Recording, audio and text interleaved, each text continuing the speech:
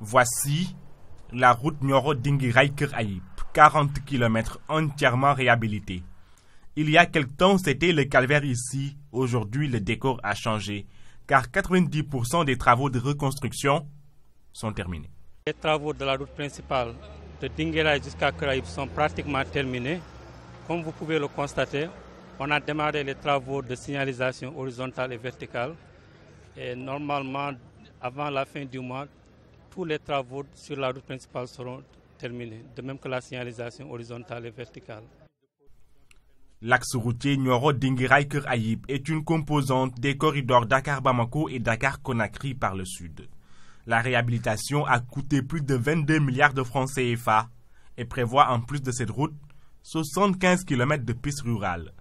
Le groupe élargi de coordination et de concertation des partenaires techniques et financiers du Sénégal est satisfait du déroulement des travaux. Comme vous voyez, effectivement, c'est un projet intégré. Il y a non seulement la réhabilitation d'un tronçon routier extrêmement important qui était un chaînon manquant du corridor transgambien, la route Dinguiraye-Nioro-Keur Ayib, qui va à la frontière de la Gambie. Lorsqu'on traverse, on a effectivement le fleuve Gambie, sur lequel on est en train également de construire un pont. Oui, donc c'est fort des constats antérieurs. Vraiment, au niveau de la conception de cette route, on a été très prudent. On a beaucoup misé sur la qualité. On a adopté une structure vraiment très solide. On a fait 2 couches de latérissement, fondation et couche de base d'épaisseur 20 cm. En plus de ça, on a réalisé une couche de liaison de 8 cm en grave bitume, ce qui est une première au Sénégal.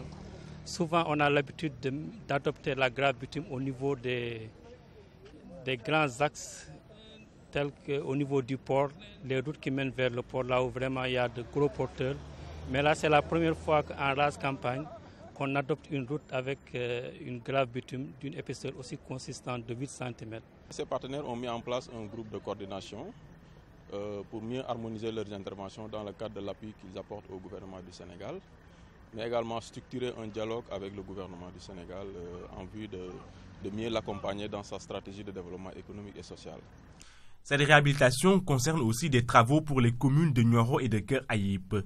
Des salles de classe, des murs de clôture, un important lot d'équipements agricoles et un centre de formation en froid sont destinés au groupement de femmes.